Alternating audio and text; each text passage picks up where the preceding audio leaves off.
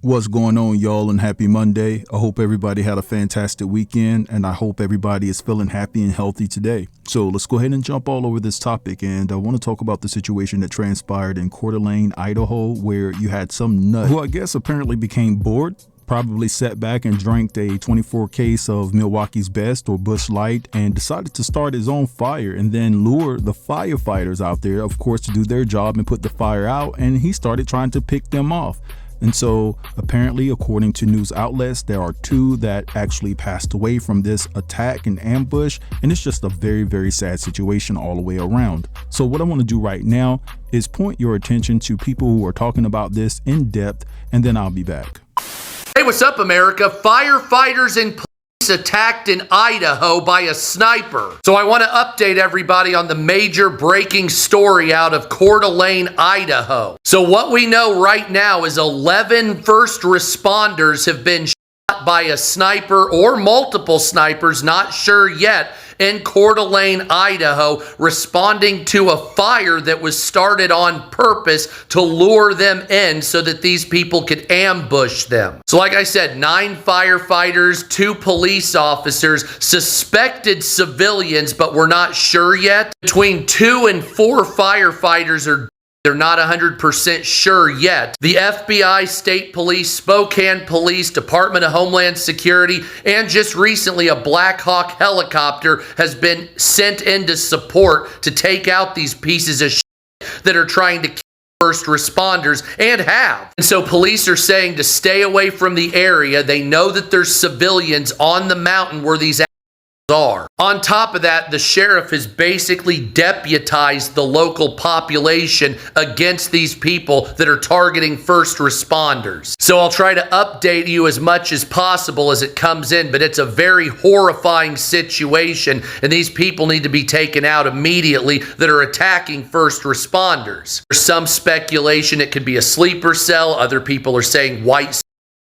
Other people are saying just some lunatic up there, but we do know it's happening and it's horrifying, and at least 11 first responders have been shot.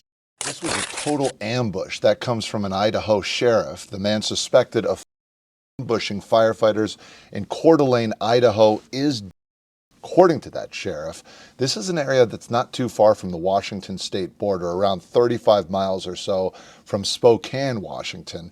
2 people were, and they are firefighters. A 3rd firefighter was injured. That person came out of surgery earlier in the evening Sunday and is in stable condition at this point. So that is certainly good news that they are still alive.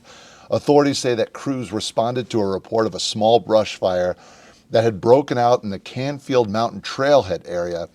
Around 30 minutes later, when firefighters showed up, they reported that they were getting shot at there in the woods. Detectives believe that person set fire as a way to ambush that crew. Law enforcement then at one point had snipers in the air trying to find this suspect. Those snipers were part of the 300 or so officers that responded to this. And at one point, authorities say there was an exchange of gunfire between law enforcement and the suspect, who was later found.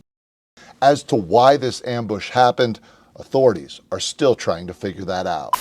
All right, so you guys just saw and heard all of that, and what an absolute lunatic you have to be to lure first responders out there just to pick them off and to do damage. I mean, it's just egregious on so many levels. And now you have Independence Day coming up, and there are families that are going to be missing their fathers, their husbands, their brothers, and things of that nature. It's just a sad situation all the way around. And when you take everything into account, it just goes to show that everybody in those neck of the woods aren't as patriotic as they say they are. Because why would you take out first responders, people who have dedicated their life to serve and protect the community? But anyway, I send my well wishes and condolences to the families and everybody who was negatively impacted by this senseless act. It's truly a shame. And I will say that I'm definitely interested in hearing what was the motive behind all of this. You know, you could have had someone that was disgruntled with an issue with one of the individuals that worked for the fire department. You just never know. Did the attacker leave a note behind? But anyway, let's move along, because it seems as though that Diddy's son, Justin Combs, along with Diddy, is involved in another lawsuit.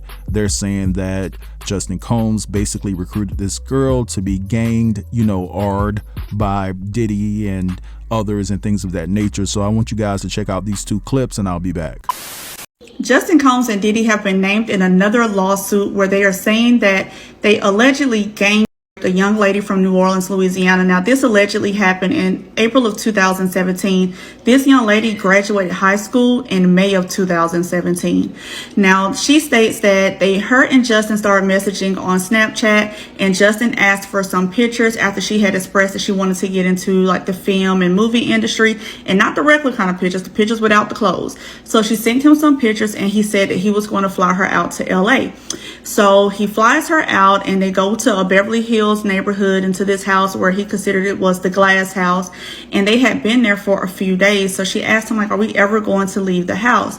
And he told her no. He then offered her drink and smoke and then some other substances. She said she feels like they were laced because she started to feel weird.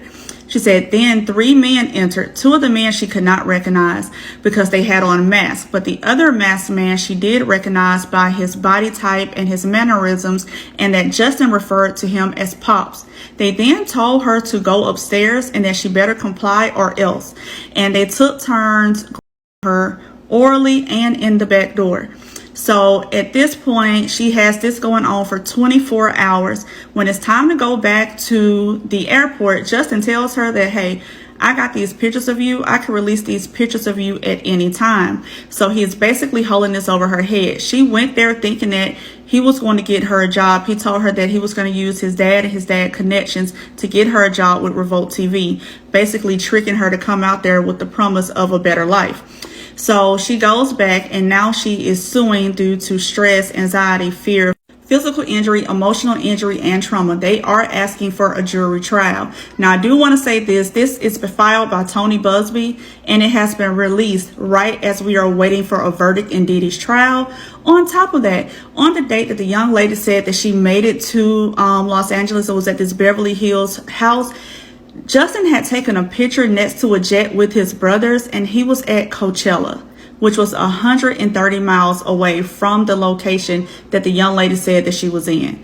He posted it on that exact date, and I did go and check. Coachella started on that exact date as well. So y'all, I don't really have too much more information on it. I'm pretty sure more will come out, but as soon as I have more, I will let you know.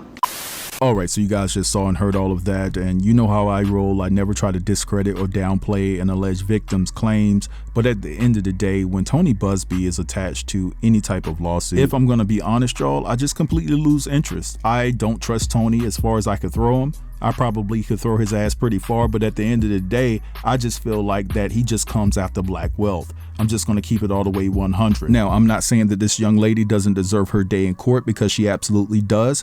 But at the end of the day, whether you believe it or not, y'all, there is an attack on black wealth. Now, let's recap what supposedly happened last week. You had somebody that was supposedly close to the Diddy camp that went to a major publication and said that if Diddy gets out, that he's seeking revenge on J-Lo, Ashton Kutcher, and Jamie Foxx for not supporting him, and basically anybody that was in his circle that turned their back on him. Now, within a couple of days of that being announced, right, you have this lawsuit that was filed by Tony Busby, and it's all around the time where the jury is about to start deliberating to decide Sean Combs' fate. And I just find it to be deliberate. I'm just keeping it all the way 100. Now again, let me reiterate, it doesn't mean that the claims that she has brought forward against Justin and Diddy and others are baseless. I'm just saying the timing is questionable, for me at least. But anyway, I'm gonna let this go right here. I want you guys to drop down in the comments and let me know what you think about everything I discussed within this video. Don't forget to like, comment, share, and if you're new here, consider subbing to the channel. I'll get with you guys later. Peace.